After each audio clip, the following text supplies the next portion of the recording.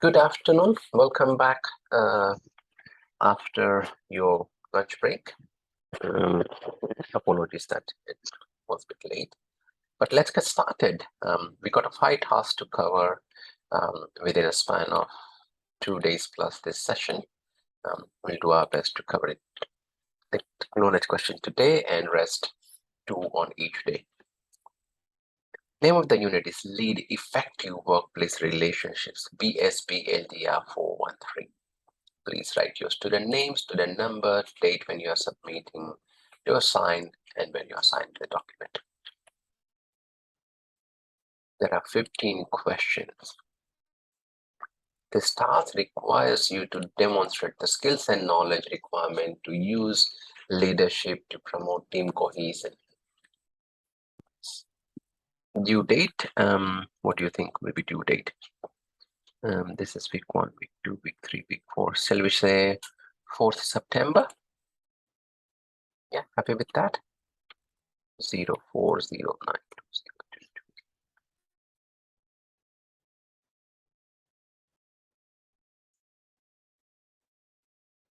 4th of September.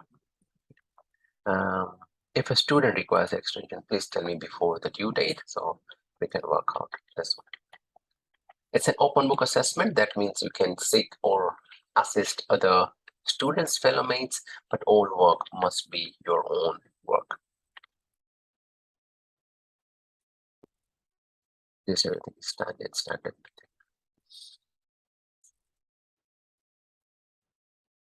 Right, question number 1. What are 3 examples of factor you would take into account when communicating information to a work team? Consider cultural and social diversity factor in the response. So when you are communicating within a work team, what are the cultural, social diversity aspect of factor that you consider?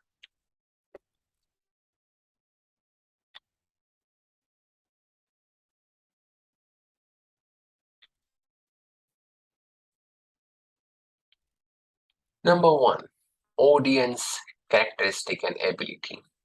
So if my audience is mostly speaking a language other than English, then I must be able to use slow English or paraphrase, repeat the information as required. I must be mindful of the sensitivity towards one culture. For example, most of the Hindus refrain to eat meat, and again, there is some, like different sections in India where, like from where I belong, we don't consume so much of meat, right? While the other part consume. Muslim people, they always go for halal food. They don't eat pork, I believe. Yeah. Some people refrain from fish. Some only eat fish, refrain the other part of meat. Some only consume egg. So I need to be aware of the cultural diversity or belief that a person has. Yeah.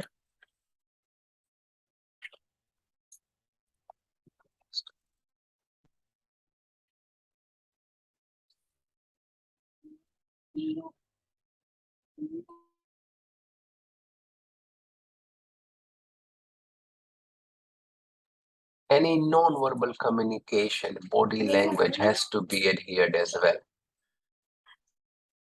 And any interpersonal communication, changes in the tone need to be as well. Yeah, they need to take into account all that thing. Okay, and these are some of the things that you have to be mindful. Yeah? Again, reading the learner's guide, okay, which is available on My Village, will really help you to extend that response. I might be able to give you learner's guide. I'm sending the learner's guide via chat. Number 2, outline a process that would apply to optimize positive outcomes when consulting with, I just sent the file, okay, internal, external stakeholders when making team-related decisions. So how can you optimize for positive outcome when you are in consultation. So remember, we just started talking, like even I said, and Harry sir raised that concern again, that that's not a common practice, that's fine. About consulting in advance, it's notifying the person. If I need to meet someone, discuss something, any consultation, any meeting, notify the person in advance, number one. Provide them with all the information they need to know, right? Again, let me talk about Charles. If I need any consultation from Charles, I'll tell him beforehand. I'll tell him what the outcome that I'm expecting or why. What's the purpose of the consultation? Simply, I'm asking him, hey, would you like to meet me? And he said, come and meet me on a Friday. But if I meet him on a Friday and he's not aware what's the purpose, then again, we need to have second, third round of consultation. The first one was simply waste of time. Yeah, so I need to provide all the agenda, all the information that you need beforehand before I go into the consultation. Schedule a time and location, establish some ground rule, you know, any recapping of the information that I might need, invite and encourage other people for any discussion if that's required, jotting down the important points, really make it easy and simple so anyone can participate in. Welcome any feedback that you get. These are some of the points that you are involved in while you are consulting with the stakeholder. Yeah, sounds clear? Sounds good?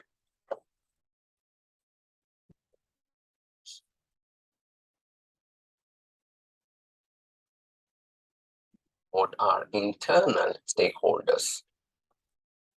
I would like to talk about that, internal stakeholder.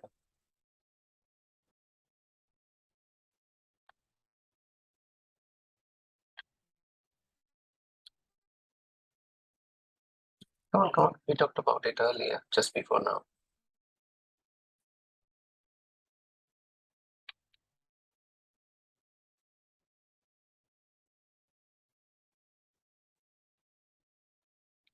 Employees, board members, team leaders, team members, right? CEO, the top business executive, they are all internal stakeholder, right? But the external, it's outside of the business, but still interested in your how you work and operate, right? External stakeholder, supplier, any partners, any shareholders, right? Customer, government organization, they're all external stakeholders. Right? So we talked about internal and external stakeholder. Okay. Next, we talk about complete the table below by giving 3 examples of how a cultural environment in a workplace might help achieve planned outcome for the team. How the cultural environment in a team or workplace might help achieve planned outcomes for the team.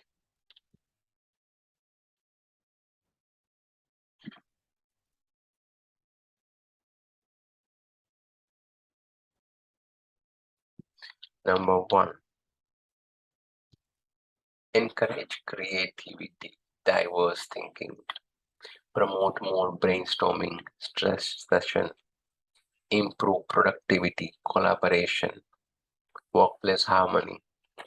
So you work within the group. Yeah. Invite more skills and knowledge program or talks at your workplace.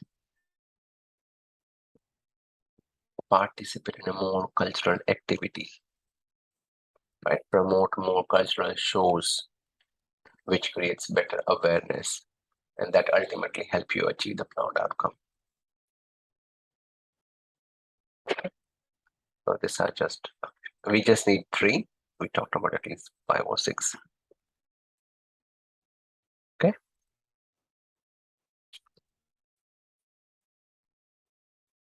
We discussed 5 questions. So far, so good. Do you want me to go back to anything?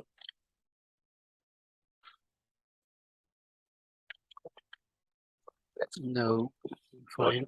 Awesome. Thank you. Sir. Thank you so much.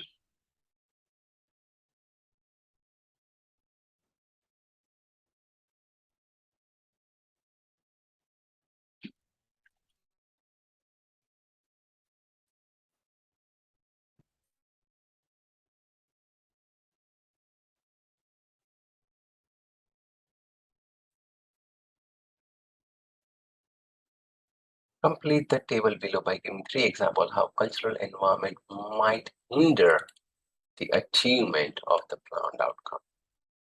So whatever we said was to support or might help achieving,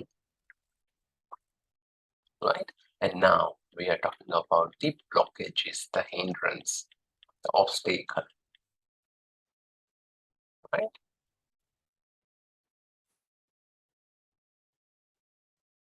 If there are tensions between team members, then you can't achieve the desired outcome. Number one. Then if you don't promote cultural sensitivity, then your productivity goes down, your problem solving capacity goes down. Okay, that's another thing.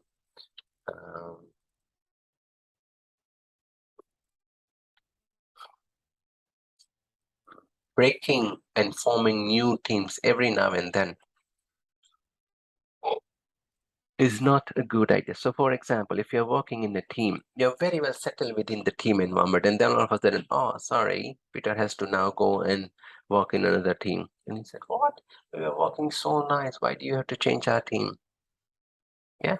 If you break the team too often, then it's also a hindrance, right? You break the team because that's not a right cultural fit, or you don't want to make it a right fit. Any legal action, anti-discrimination, not following the policy procedure, there can be all various type of hindrance that might come in order to achieve the planned outcome.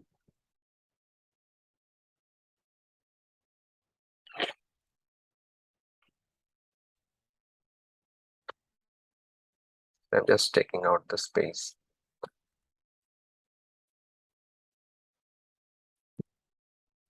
Question 7. Okay, so far we talk about cultural environment to support and as an hindrance. Now we'll talk about the social environment. Again, reading the learner's guide will help you. Again, 2 examples where we are talking about support or as a hinder. Oh, sorry guys, I don't know what's happening.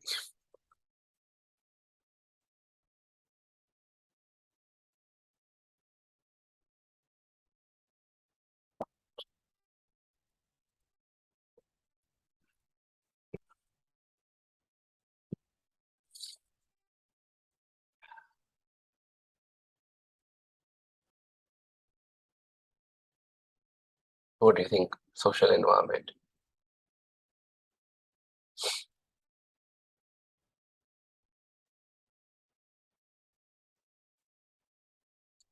Make your workplace more fun, more joyful. Yeah. Greater cooperation, more supportive environment, collaborative environment, increased commitment to fulfill the role, and just increase or improve the reputation that your organization hold in the society. Just do something that you uphold the better value. Yeah.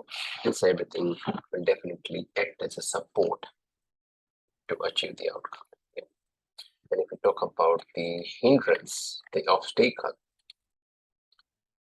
right?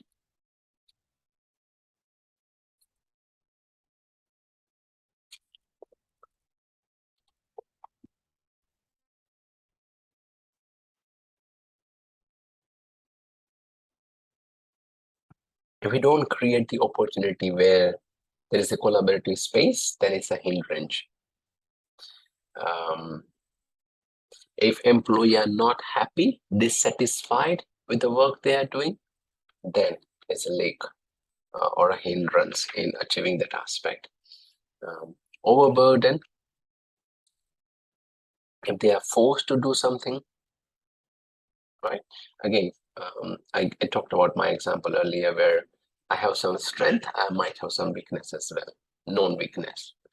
And if I'm forced to follow the things that I'm not comfortable with, then definitely there is that hindrance. Then I don't support that so much. And so the organization missions and or the objectives, strategic plan are not being made because I'm not supporting that.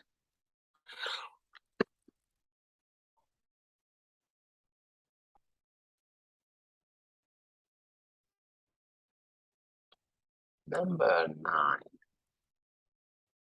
List 3 examples of ways you might adjust your interpersonal style when working with teams to develop positive relationships and build trust and confidence with the team. What would you adjust? Remember we talking about negative emotion, and I shared my experience as an economic manager, right? Accommodate individual preference, individual needs, right? If you're into any negotiation, watch your tone, right? Or communication. Act as a role model, right? Accommodate various change or flexibility in the working environment, right?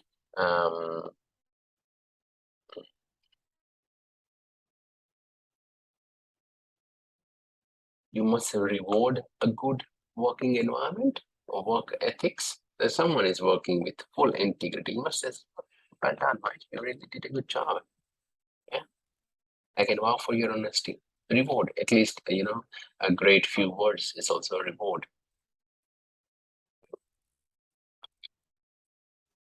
Right, question 10. What are 3 examples of ways you might adjust your communication when working with teams to develop positive relationship and build trust and confidence? Adjust your communication. Here we are saying interpersonal style. So what would you adjust? So if you go to that learner's guide and the topic relevant, you'll find it. Now we are talking about what communication style you will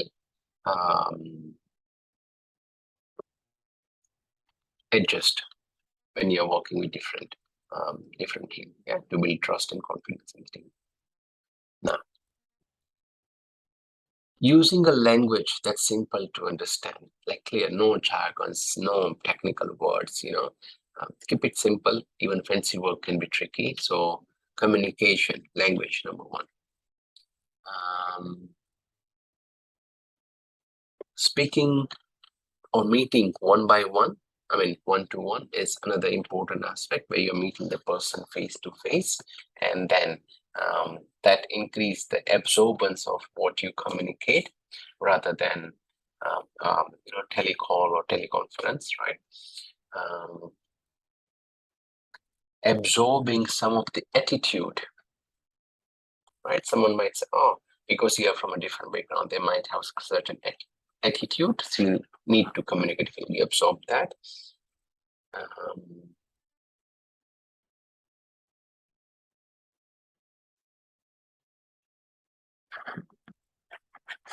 Your communication topic has to be conveyed well in advance.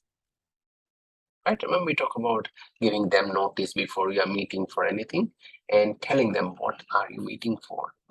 Yeah, so making them aware about the agenda or the purpose and the time, location, everything before. So these are some of the way to increase build trust and confidence within the team.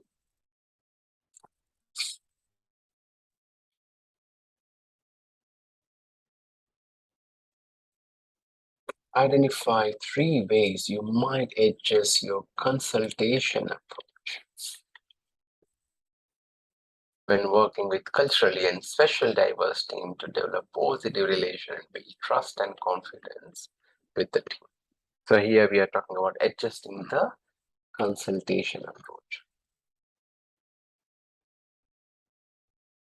Okay, spend max 3 minutes to go through the learner's guide. I'll share the learner's guide. I'm sharing the learner's guide via Word document as well in the chat. So you have the PDF, you have the Word document, both of them just in the chat window. Please read that document and tell me what do you think of this consultation approach, how to adjust the consultation approach. Literally 5 minutes, 5 minutes, yeah.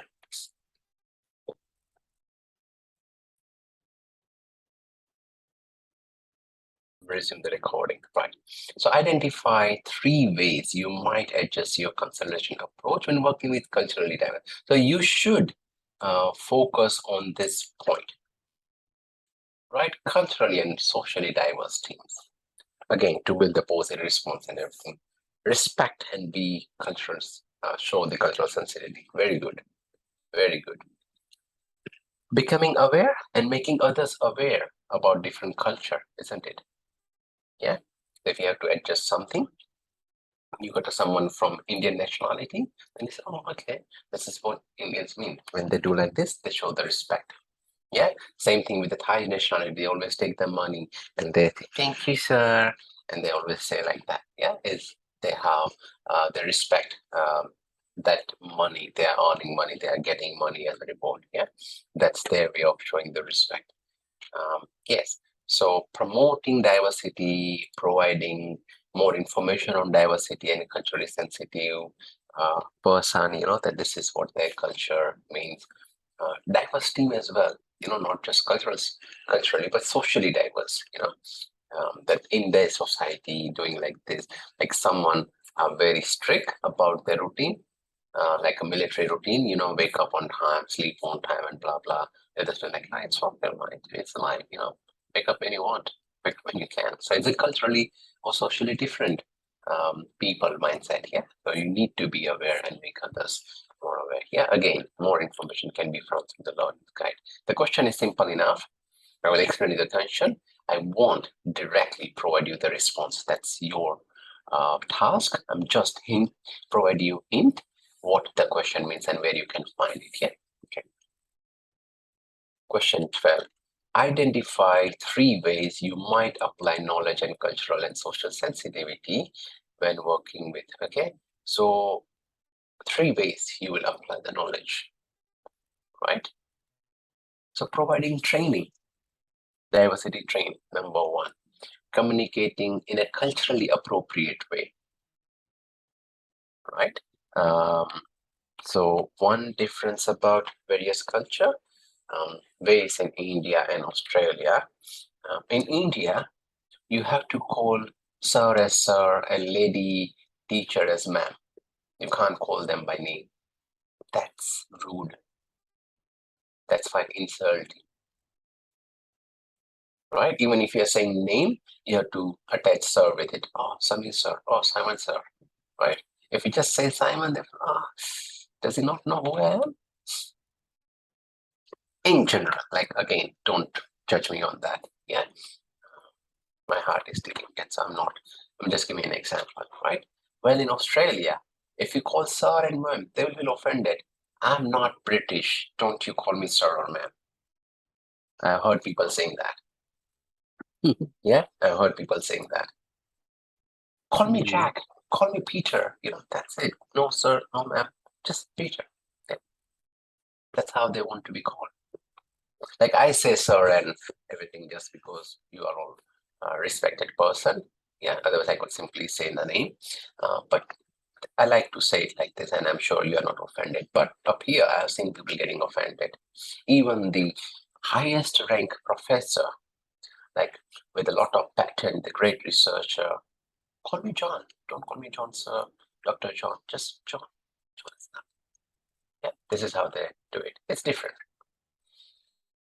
Another example in the medical sector here.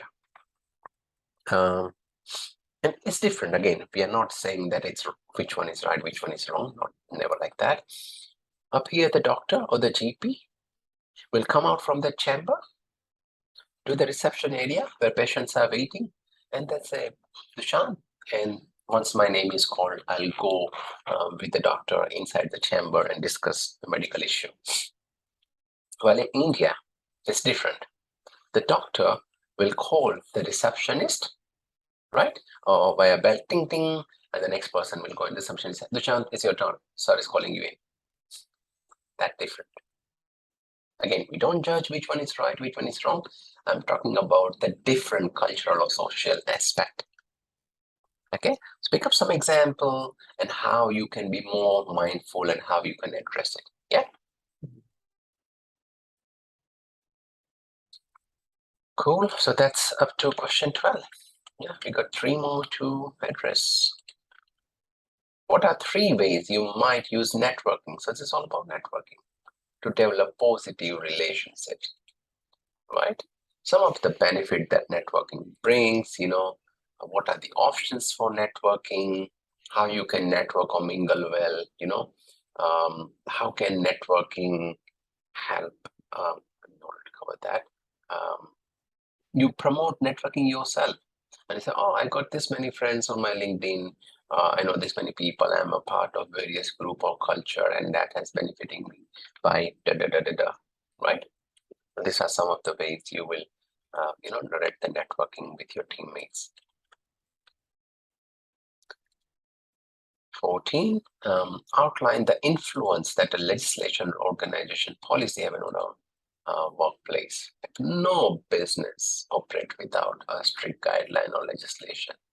Even a tiny business, restaurant, the food policy, workers policy, Fair Work Act, education, compliance policy, attendance policy, work ethics safety policy, discrimination, all life anti-discrimination and WHS and bullying and anti-harassment and blah blah blah whatnot, right? Medical section, even higher compliance, right? We must ensure patient never dies in the hospital. Whatever, bigger compliance. So every company policy you talk about, they will have some legislation to abide and policies to follow, always.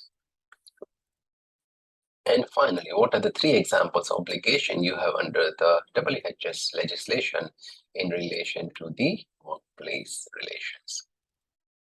This is one of the simple questions. Provide safe workplace, minimize injury, take all the precaution, consult with any concerned person. If someone has any WHS issue, you should consult, hey, how can I help you with your WHS concern? Right? How can I make this place even better so there is no health and safety issue? Right? Providing enough training before they operate any machine or procedure. Right? Correct posture, ergonomic posture, how you should be sitting, how you should desk should be set up so you don't get a neck strain or wrist strain and everything. Yeah, so these are some of the obligations. Yeah. Any question?